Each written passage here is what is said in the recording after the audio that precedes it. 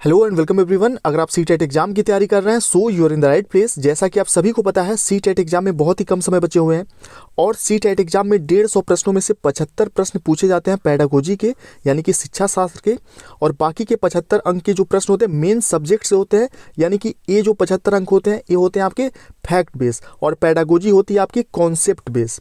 तो concept base पे बहुत से वीडियोज़ हमने पढ़ा है, फैक्ट बेस के वीडियोज़ हमने कम अपलोड किए थे, कम पढ़ाई की थी, इसलिए आज के इस वीडियो में हम फैक्ट बेस के बहुत ही इंपॉर्टेंट सेलेक्टेड प्रश्नों को पढ़ने वाले हैं। टोटल 20 प्रश्न होंगे, 20 में से आपके कितने सही होते हैं ये भी आप कमेंट बॉक्स में बताइएगा।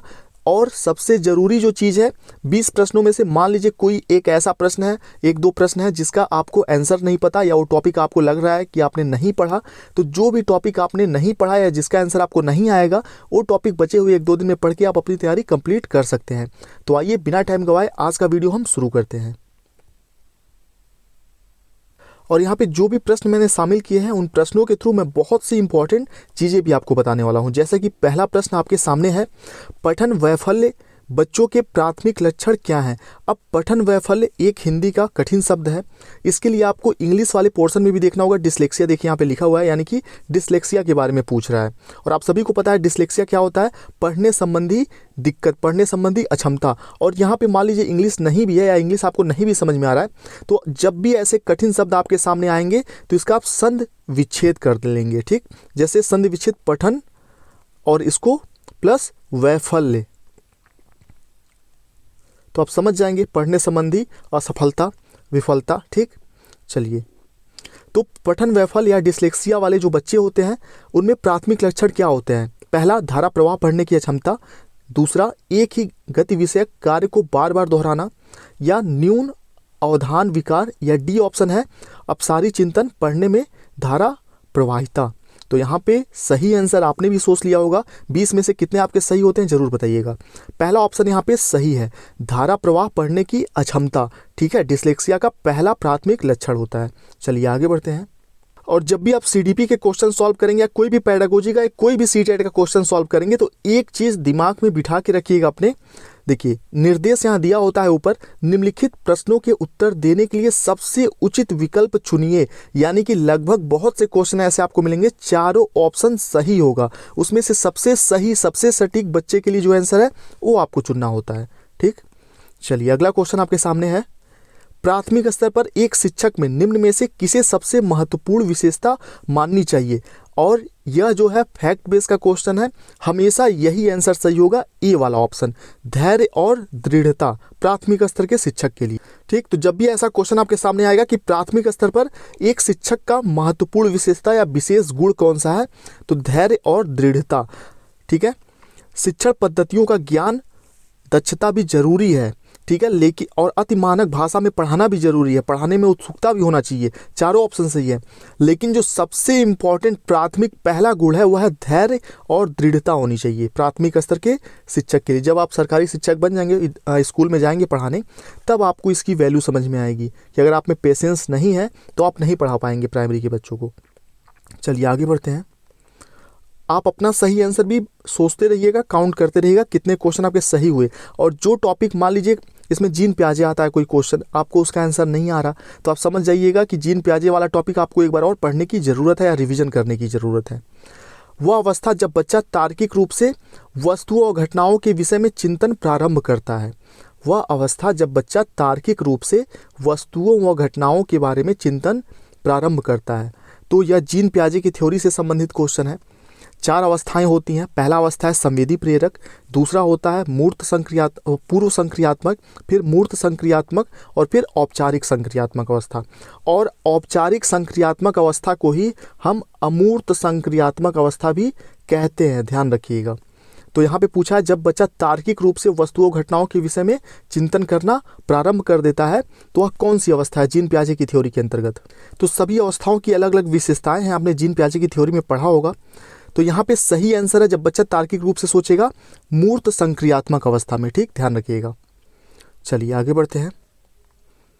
मन का मानचित्रण संबंधित है। मन का मानचित्रण किससे संबंधित है। साहसिक कार्यों की क्रिया योजना से, मन का चित्र बनाने से, मन की क्रियाशीलता पर अनुबंध से, या फिर बोध समझ बढ़ाने की तकनीक से। ये सभी ध्यान रखिएगा फैक्ट बेस वाले क्वेश्चन है, तथ्य आधारित प्रश्न है। इसमें आपको ऐसे ही सेम क्वेश्चन पूछा जाएगा और आपको वही ऑप्शन सही करना होगा। इसमें बहुत सारे कॉन्सेप्ट आपको समझने की ज़रूरत नहीं है। मन का मानचित्रण किससे संबंधित है? मन की क्रियाशीलता पर अनुसंधान से। और यह क्वेश्चन कई बार रिपीट भी होते हैं सीटेट एग्जाम में। चलिए आगे देखते हैं।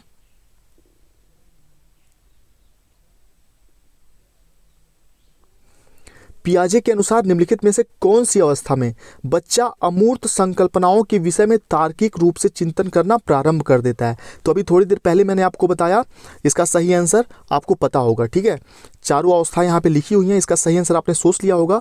इसका सही आंसर है औपचारिक संक्रियात्मक अवस्था। इसी को हम अमूर्त संक्रियात्मक अवस्था भी कहते हैं। तो अमूर्त रूप से बच्चा इसी अवस्था में सोचता है, जीन पियाजे के संज्ञानात्मक विकास के थ्योरी के अंतर्गत। चलिए 7वें का ये सही होगा। अगला देखते हैं।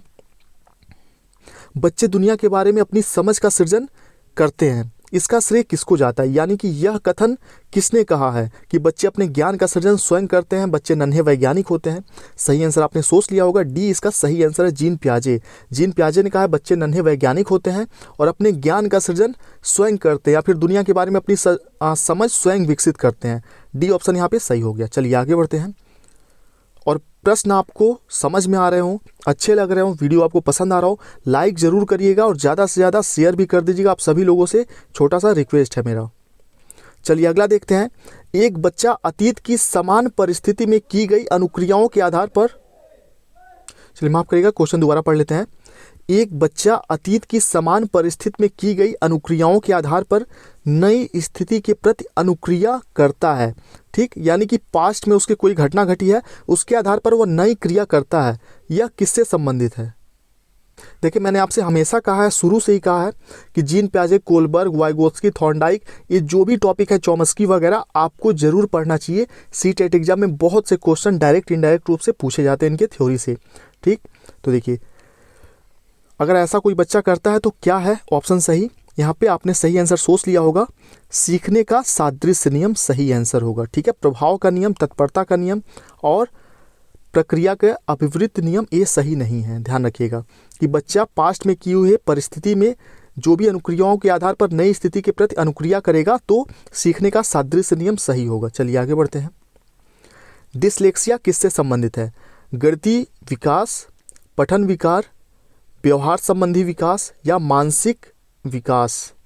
तो इसका सही आंसर आप सभी को पता होगा, यहाँ पे पठन विकार सही होगा। डिसलेक्सिया, डिस माने कमी होता है, लेक्सिया माने शब्द या अक्षर को पढ़ने में जब दिक्कत होता है, तो डिसलेक्सिया पठन विकार। ठीक, ध्यान रखिएगा। चलिए आगे बढ़ते हैं। और हाँ, इस क्वेश्चन के थ्रू एक चीज़ आप समझ लीजिए ताकि एग्जाम में आप गलती ना करें। जैसे देखिए यहाँ पे गणितीय विकास दिया हुआ है और हो सकता है यहाँ पे डिसलेक्सिया के जगह डिसकैलकुलिया होता और चौथा ऑप्शन होता गणितीय विकार। ठीक है, विकार और विकास में अंतर समझ लेना। विकास मतलब सीखना, आगे बढ़ना, प्रोग्रेस करना, लेकिन विकार मतलब अक्षमता। तो हो सकता है पहला ऑप्शन हो गणितीय विकास, चौथा ऑप्शन हो गणितीय विकार। और आप पढ़ें पहला ऑप्शन और पहले ऑप्शन पे गोला भर दें कि डिसकैलकुलिया तो गणित से संबंधित है, लेकिन यहाँ पे विकास आपको कंफ्यूज करने के लिए सीटेट में ऐसी चीज़ें की जाती हैं। तो क्वेश्चन को बहुत ही ध्यान से पढ़ के आंसर करिएगा। चलिए अगला क्वेश्चन देखते हैं। सीखने के अंतर्दृष्टि सिद्धांत को किसने बढ़ावा दिया? इस टाइप के क्वेश्चन वैसे यूपी टेट में ज़्यादा और शिक्षक भर्ती में पूछे जाते हैं, लेकिन सी टेट में आया हुआ क्वेश्चन है। यहाँ पे सही आंसर होगा गेस्टाल्टवाद सिद्धांतवादी। ठीक है, जो गेस्टाल्ट सिद्धांतवादी थे उन्होंने अंतर्दृष्टि सिद्धांत को बढ़ावा दिया था सीखने के। चलिए आगे बढ़ते हैं। बच्चों के बौद्धिक विकास की 4 विशिष्ट अवस्थाओं की पहचान किसके द्वारा की गई है? तो 4 विशिष्ट अवस्थाओं की पहचान, ठीक है, यानी कि जो इंद्रियगामक अवस्था, मूर्त संक्रियात्मक, पूर्व संक्रियात्मक, औपचारिक संक्रियात्मक, या क्या है संज्ञानात्मक विकास की 4 अवस्थाएं जीन पियाजे ने इस पे थ्योरी दी है पियाजे द्वारा। लेकिन संज्ञानात्मक विकास को यहाँ पे इंपॉर्टेंट क्या है? संज्ञानात्मक विकास को यहाँ पे बौद्धिक विकास लिखा गया है, तो बौद्धिक विकास भी संज्ञानात्मक विकास ही होता है। ध्यान रखिएगा, संज्ञानात्मक विकास के कई अलग अलग नाम हैं जो कि मैंने अपने जो आपको थ्योरी पढ़ाई थी जीन पियाजे की उसमें मैंने आपको बताया हुआ है। अगला देखिए, बच्चों को संकेत देना तथा आवश्यकता पड़ने पर सहयोग प्रदान करना निम्नलिखित में से किसका उदाहरण है? ठीक है, आपने थ्योरी पढ़ी होगी लीव वाइगोत्स्की की। ठीक, उसके अंतर्गत यह क्वेश्चन है। उस थ्योरी से संबंधित है। तो जब बच्चे को सहयोग की आवश्यकता होगी, सहयोग प्रदान किया जाएगा, तो उसको हम पाड़ या ढांचा या फिर इंग्लिश में स्कैफ होल्डिंग उसको हम कहते हैं, ध्यान रखिएगा।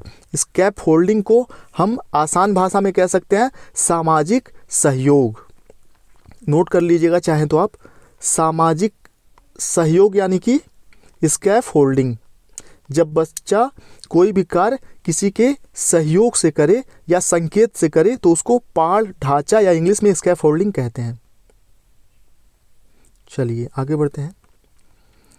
अगला देखिए, निम्नलिखित में से किस मनोवैज्ञानिक ने बच्चों को ज्ञान के सक्रिय जिज्ञासु के रूप में देखते हुए उनके चिंतन पर सामाजिक एवं सांस्कृतिक विषय वस्तुओं के प्रभाव को महत्व दिया? ठीक, लेव वाइगोत्स्की की थ्योरी का नाम ही है सामाजिक सांस्कृतिक सिद्धांत। सामाजिक सांस्कृतिक सिद्धांत यानी कि लेव वाइगोत्स्की। आप लेव वाइगोत्स्की के लिए एक टैग वर्ड यूज रखिएगा, समाज और संस्कृति। ठीक, ध्यान रखिएगा। तो यहाँ पे पूछा है ज्ञान के सक्रिय जिज्ञासु के रूप में देखते हुए उन्होंने चिंतन पर, यानी कि इनकी थ्योरी जो थी सामाजिक सांस्कृतिक थ्योरी लीव वाइगोत्स्की, ये भी संज्ञानात्मक विकास की ही एक थ्योरी है, लेकिन इसका नाम सामाजिक एवं सांस्कृतिक सिद्धांत दिया गया है, ध्यान रखिएगा। लेव वाइगोत्स्की, आपसे क्वेश्चन पूछा जा सकता है कि लेव वाइगोत्स्की का सामाजिक एवं सांस्कृतिक सिद्धांत बच्चे के किस विकास से संबंधित है? तो संज्ञानात्मक विकास से संबंधित है लेव वाइगोत्स्की का यह सिद्धांत। चलिए आगे बढ़ते हैं। उम्मीद करते हैं वीडियो आपको पसंद आ रहा होगा, चीज़ें आपको सीखने को मिल रही होंगी। प्लीज़ रिक्वेस्ट है, शेयर ज़रूर करिएगा। इसके पीछे रीज़न ये है कि इतने बेहतरीन वीडियो बनाने के बाद भी व्यू बहुत ही कम आते हैं, तो इसके बस आप लोगों का सहयोग चाहिए, जस्ट, और कुछ नहीं। चलिए अगला क्वेश्चन है, भाषा के अर्जन एवं विकास के लिए सर्वाधिक संवेदनशील अवधि कौन सी है? भाषा के अर्जन एवं विकास के लिए सर्वाधिक संवेदनशील अवधि कौन सी है? तो सर्वाधिक संवेदनशील अवधि जो है प्रारंभिक बाल्यावस्था की है। फैक्ट बेस वाला क्वेश्चन है, 3 बार सीटेट एग्जाम में पूछा गया है यह क्वेश्चन। ठीक, ध्यान रखिएगा। भाषा विकास के लिए सर्वाधिक महत्वपूर्ण समय प्रारंभिक बाल्यावस्था होती है। चलिए आगे बढ़ते हैं। निम्नलिखित में से कौन सी लॉरेंस कोलबर्ग के द्वारा, देखते हैं, बहुत ही अच्छा क्वेश्चन है और इस क्वेश्चन को घुमा फिरा के आपसे पूछा गया है। क्वेश्चन है, निम्नलिखित में से कौन सी लॉरेंस कोलबर्ग के द्वारा प्रस्तावित नैतिक विकास की एक अवस्था है? ध्यान से देखिएगा। पहला अवस्था तो जीन पियाजे की अवस्था से है, संज्ञानात्मक विकास की। दूसरा उद्योग बनाम अधीनता अवस्था, यह आपने कोलबर्ग की थ्योरी में कहीं दूर दूर तक नहीं पढ़ा होगा। तीसरा अवस्था है प्रसुप्ति अवस्था, यह भी नहीं पढ़ा होगा आपने। चौथा जो है सामाजिक अनुबंधन अभिन्यास, यही सही आंसर होगा।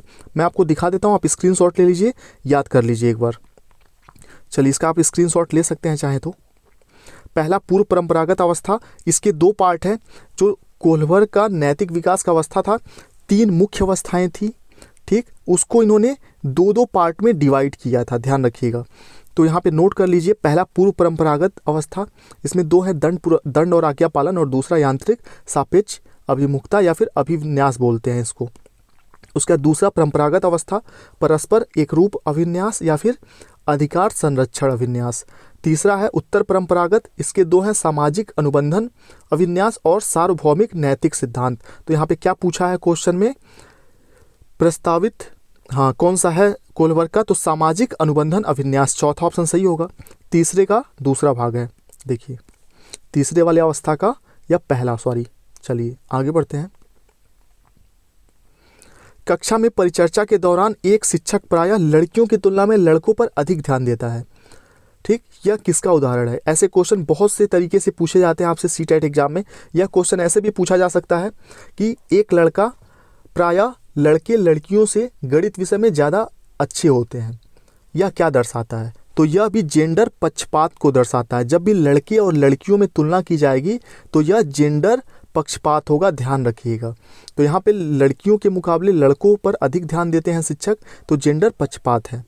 जब भी लड़के लड़कियों में तुलना वाली बात होगी, ध्यान रखिएगा, तो जेंडर पक्षपात होगा, जेंडर बायस होगा। अगला देखते हैं। लेव वाइगोत्स्की के अनुसार अधिगम एक व्यक्तिगत गतिविधि है, एक निष्क्रिय गतिविधि है, एक अनुबंधित गतिविधि है, एक सामाजिक गतिविधि है। तो आप सभी को इसका सही आंसर पता चल चुका होगा, आपने भी सही आंसर सोच लिया होगा।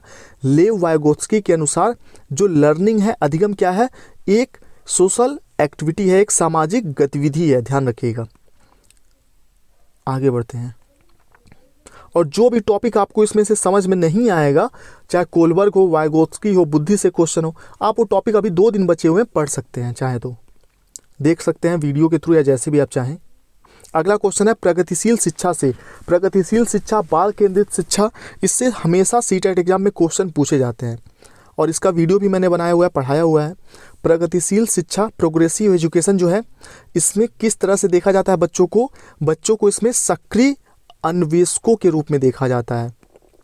ठीक, ध्यान रखिएगा। निष्क्रिय शब्द नकारात्मक है, खाली स्लेट भी नहीं होते बच्चे, छोटे वयस्कों के रूप में भी नहीं देखा जाता, इसमें सक्रिय अन्वेषकों के रूप में देखा जाता है। बी ऑप्शन सही होगा। आगे बढ़ते हैं, अगला क्वेश्चन देखते हैं। निम्नलिखित संरचनाओं में से शिक्षा का अधिकार अधिनियम 2009 किसकी वकालत करता है? शिक्षा का अधिकार अधिनियम 2009 किसकी वकालत करता है? पृथक्करण का तो बिल्कुल नहीं करता, मुख्य धारा शिक्षण की भी बात नहीं करता, एकीकृत शिक्षा भी नहीं, समावेशी शिक्षा की वकालत करता है। ध्यान रखिएगा। समावेशी शिक्षा क्या होता है आप सभी को मैंने बताया हुआ है, इस पे वीडियो बना हुआ है। समावेशी शिक्षा एक ऐसी शिक्षा है जिसमें सामान्य और विशेष दोनों प्रकार के बच्चों को एक कक्षा में उनकी आवश्यकता अनुसार शिक्षा दिया जाता है, यानी कि सीखने के समान अवसर उपलब्ध कराए जाते हैं समावेशी कक्षा में, समावेशी शिक्षा में। चलिए आगे देखते हैं।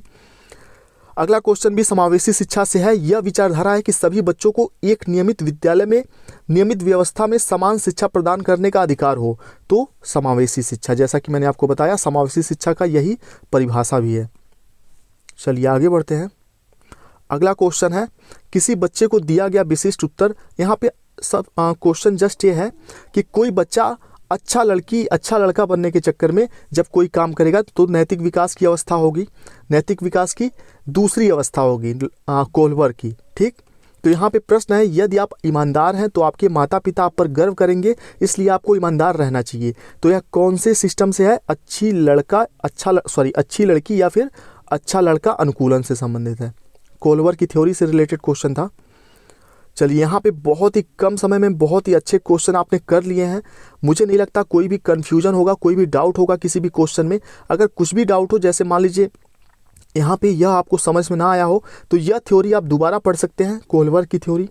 कम से कम एग्जाम में हॉल में जाने से पहले आपको 3-4 थ्योरी अच्छे से पढ़ लेनी चाहिए। पहला जीन पियाजे, नोट कर लीजिए, जीन पियाजे, ठीक, कोहलबर्ग, और उसके बाद वाइगोत्स्की। ठीक, जीन पियाजे, कोलबर्ग, वाइगोत्स्की और थॉर्नडाइक और चॉम्स्की हिंदी भाषा के लिए। इनसे क्वेश्चन 100% पूछे जाते हैं और आपका एग्जाम बहुत ही अच्छे से हो, बहुत ही अच्छे अंकों से आप क्वालिफाई हो। जो भी पढ़ाया गया है, मैं तो चाहता हूं कि सब कुछ यहीं से आ जाए, और पढ़ाया जो गया है मैक्सिमम चांस है कि उसके अंदर से ही चीज़ें आएंगी। कॉन्सेप्ट आपने समझा होगा, पेडागोजी आपके लिए ईजी हो गया होगा। तो चलिए वीडियो को लाइक कर दीजिए, शेयर कर दीजिए। मिलते हैं आपसे नेक्स्ट वीडियो में। नेक्स्ट वीडियो जो होगा तुक्का ट्रिक पे होगा। Thank you.